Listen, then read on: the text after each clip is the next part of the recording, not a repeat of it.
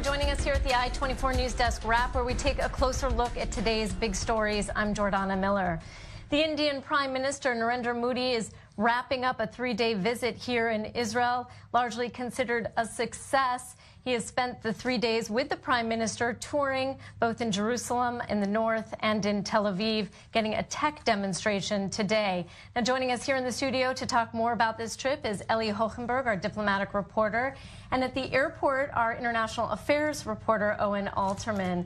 Ellie, let's start with what was on the agenda today. Yeah, so the two leaders started the day by taking a helicopter ride to the northern city of Haifa during their trip there. Netanyahu explained to Modi a bit about the geopolitical situation here, mainly showing him how tiny Israel is, especially in comparison to India, of course. There they went to a British cemetery to pay tribute to fallen Indian soldiers of World War I, and from there they headed back to Tel Aviv, not before having a very unusual or unorthodox stop at the beach. Let's take a look, or perhaps more accurately, a listen to what both leaders had to say again in this very unique encounter they had earlier today. Great. We're alive. We're here on the beach. Two friends, India, Israel, and we went on a jeep. Yeah. But it's a future jeep. And Prime Minister, it's a pleasure to have you. It's a automobile. You can say whatever you want. I'm very, very thankful to Bibi because the vehicle which I saw today, particularly in the natural calamity, when people are suffering for the drinking water, this is the very unique type of vehicle which can provide a drinking water and how to do the process. It's a very, very simple way. I'm sure this is a unique product. Thank you so much.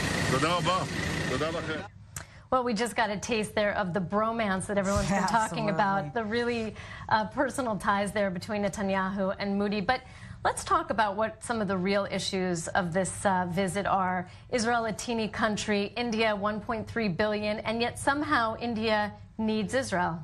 Yeah, because there is common ground, both when we're talking about basic ideology, the fact that democratic nature of both nations, but also when we're looking towards the future, when we talk about cutting-edge technologies, when we're talking about water development, agriculture, etc., etc. Israel has a lot to contribute to India, and of course Israel is very happy to have India as a friend. But I do like to address the unique bond between the two leaders. You know, we often speak about the era of Twitter diplomacy in a negative context.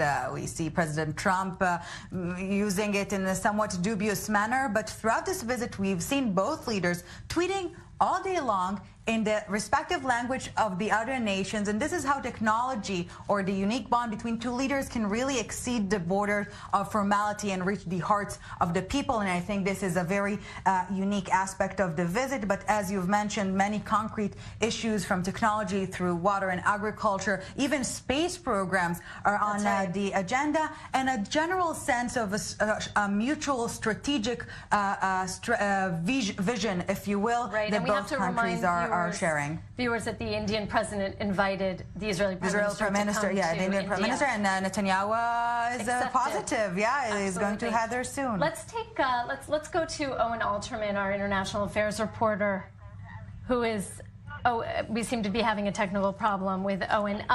One thing, Ellie, that has not been addressed on this visit are India's strong ties with Iran. It's one thing that's been kind of skipped over in the same way that any discussion of the conflict with the Palestinians has been skipped over, and Modi's controversial decision not to go to Ramallah. Yes, well, officials have been telling us that the focus of this historic visit was really to enhance bilateral ties. It was not about international forums or diplomatic agenda. It's definitely not about the Israeli-Palestinian conflict, and perhaps we're not used to it here, but the bilateral relationship has a lot to go to, and this is why the focus on both sides was on that topic rather than other global players. And we can also see Israel having a positive relationship with Russia, for example, a close ally of Iran. So a new era of diplomacy, at least from the Israeli perspective. Thanks. We now can go to our foreign international affairs reporter, Owen Alterman. Hi, Owen. Good to see you up there. Tell us what's going on there at the airport. Has Modi actually taken off yet? Not yet, but the ceremony has ended, Jordana. A very, very brief ceremony. The Prime Minister of Israel, Benjamin Netanyahu, arrived first, went to the end of the red carpet. The army band played with its trumpets for just a moment, and then a few minutes later, the Indian Prime Minister Narendra Modi arrived in his car, walked to the end of the red carpet, was greeted by Prime Minister Netanyahu. They said their goodbyes, and then Narendra Modi ascended the flight of stairs to the plane. He'll take off for Hamburg. He's going to the G20 summit along with Donald Trump and Vladimir Putin so famously, and so many other major world leaders. The next big event on the international calendar, but of course at the end of a three-day visit that was historic here in Israel, the first ever time that an Indian Prime Minister, a serving Indian Prime Minister, has come here to Israel.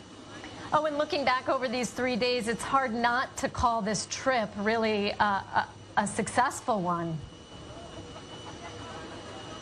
Oh, absolutely. From the perspective of Israel and the perspective of Prime Minister Netanyahu, this was a real chance for Israel to show its acceptance on the international stage when a country as large and as important and as prominent as India comes here, especially after 25 years and after the history of this relationship, which wasn't always so close.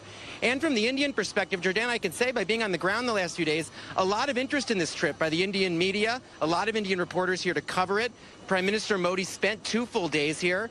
We were at the event last night held by the Indian diaspora here in Israel, both Indian expatriates working and living here temporarily, and the estimated 80,000 Jews of Indian origin who have immigrated here to Israel. A lot of excitement about this visit, a lot of enthusiasm as Prime Minister Modi now goes on to his next stop and leaves behind this historic visit. What kind of impact, Owen, do you think this might have on Modi going into the G20? Well, look, this was another visit by an Indian Prime Minister who makes a lot of international visits, trying to extend his country's cooperation with other countries on the international stage.